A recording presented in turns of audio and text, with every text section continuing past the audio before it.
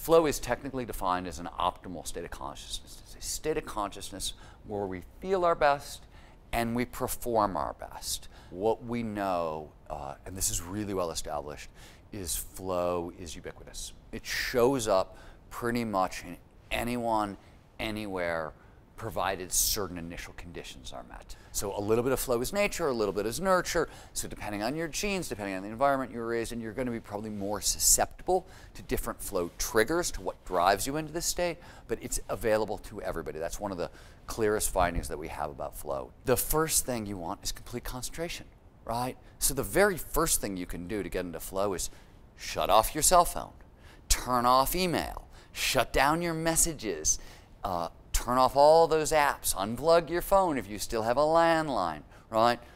What the research shows is that 90 to 120 minute periods of uninterrupted concentration are best.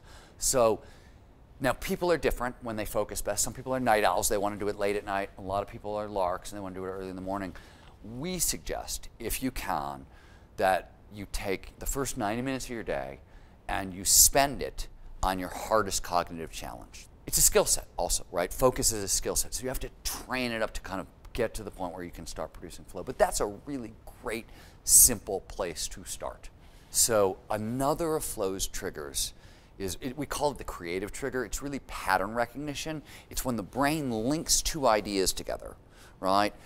You get a little rush of dopamine, which is a focusing drug. Now, we've all had this experience. You've done a crossword puzzle, there's Sudoku, and you get an answer right, and you get that little rush of happiness. Well, that's dopamine, right? And it's a focusing drug. So pattern recognition, linking these ideas together, really drives flow. My favorite flow story, and one of my amazing achievements. So a bunch of years ago, I wrote a book called A Small Furry Part about the relationship between humans and animals. And the book's about 300 pages long. And I wrote the whole thing, turned it into my editor. My editor called me up, this was in April, and she said, well, first 100 pages are really good. The next 200 pages, they suck. You need to start over, just rewrite them. A friend of mine calls me up and says, hey, they're running the lifts at this local ski mountain for downhill mountain biking. Do you want to go downhill mountain biking? I'd never been downhill mountain biking. I bought hockey pads at a thrift store and a bunch of stuff like that, and brought my cross-country bike and loved it, was astounded. And mountain biking, so novelty, complexity, unpredictability, and risk are all flow triggers. And I was like, oh my God, I'm in flow. Maybe I should try to work on the book a little bit. Even though I was tired and dropped into a flow state that didn't basically end for 2 weeks. Wrote 200 pages in 2 weeks, just made my deadline, turned it in, and the book was a bestseller, was nominated for a Pulitzer Prize. It was really, really good, and I'm still not sure who wrote that.